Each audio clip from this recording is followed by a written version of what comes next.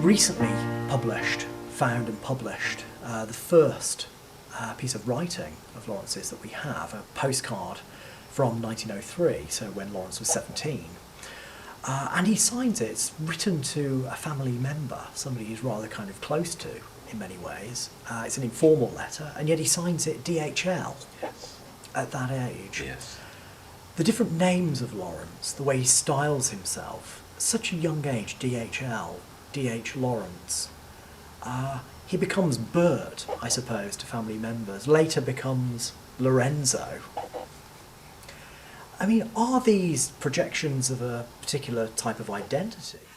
Yes, I'm sure they are. I mean, anyone who writes a postcard to his mother and signs it DHL, even more remarkably than the one to the family member you mentioned, you know, it's strikingly, clearly making a stamp saying, I am a certain kind of person. I think it means I see myself as a writer, or as an artist, or as a different kind of person. I'm not Art, his father, Arthur.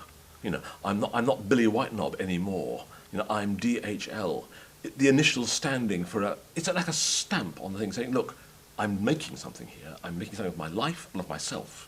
I think there's images of himself which, again, I think he enjoys playing those games.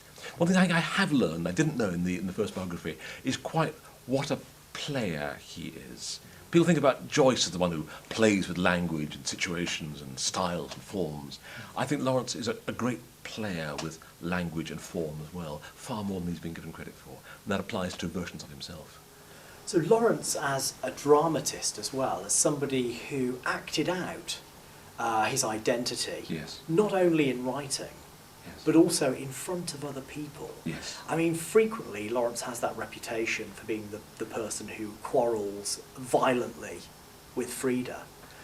I wonder, to what extent was that an acting out of their relationship in front of particularly kind of close friends or the people who are closest to them? Of course, it'll always be the case when it comes to marriage that most of the accounts of the marriage are written by third parties.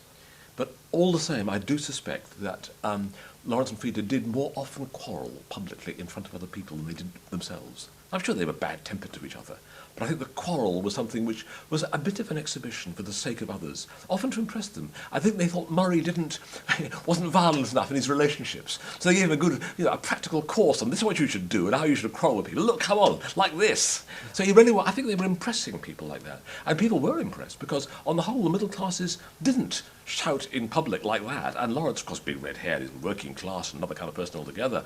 And aristocrats have always been foul-mouthed, we know that. So in that sense, they go well together. But I think they are, in that sense, exhibiting quarrel.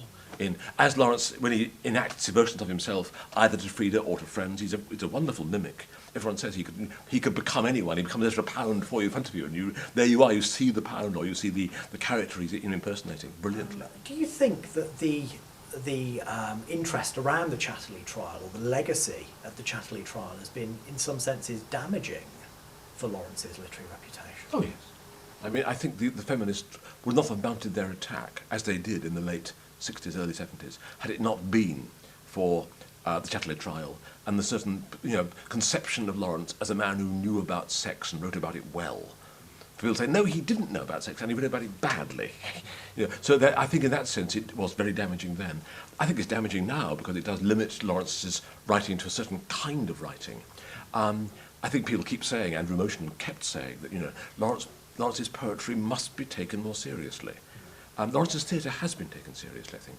But I think that the poetry has still got a good long way to go in taking Birds, Beasts and Flowers, for example, as one of the great books of poetry of the 1920s, to put beside Wallace Stevens, to put beside T.S. Eliot. I think that is something which history will do, but not yet. Lawrence's reputation in Eastwood, or the way he's viewed in Eastwood, it's not always been an easy relationship, that one. Put it mildly. And I wonder now, it seems to me that he's celebrated in his hometown now, perhaps more so than at any other point, actually. There's a museum there to him. There's an annual festival that's rather established now and successful. Do you feel that today Lawrence's reputation is rather established in his home regions?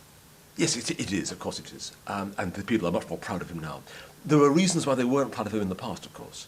he told far too many stories of real-life people in Eastwood, describing them as very recognisable figures, for him to be taken as anything but, a sort of renegade in the 1920s, 1930s. And that I understand and appreciate very much, because if he did to your family what he did to other families, you would resent him as well. Now, all those quarrels have gone. You might resent what he said about your father. You might resent what he said about your grandfather. It's unlikely that you resent what he said about your great-grandfather. That runs out after a time. So Eastwood is now able to celebrate its son, and it certainly needs to, because Eastwood needs all it can to keep itself going in a post-industrial age. And the more that Lawrence can play a part in Eastwood, the happier they and I am.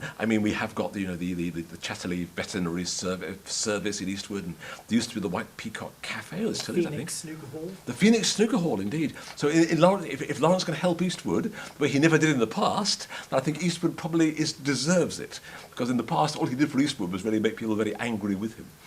People see him now much more as, say, the red-haired, awkward writer of Lady Chatterley's lover, who got on badly with women but wrote about them all the time. Something like that is the version of Lawrence. In the media, if you like. Who cares about that? In academia, you'd know better than I would what's going on. My sense is that the real Lawrence that still exists out there is one who we're still chasing. We haven't managed to get him yet. He's still on the run, if you like. Because there's all these versions you've been describing, which this exhibition creates, is a way of saying, yes, this man is not to be pinned down, either by a slab in Poets' Corner or by a version of him which you read in the Radio Times saying, angry D.H. Lawrence was wrong as usual about women, or whatever it is. No, he's going to be someone who's, I hope, talked about and pursued in this kind of way for a good long time.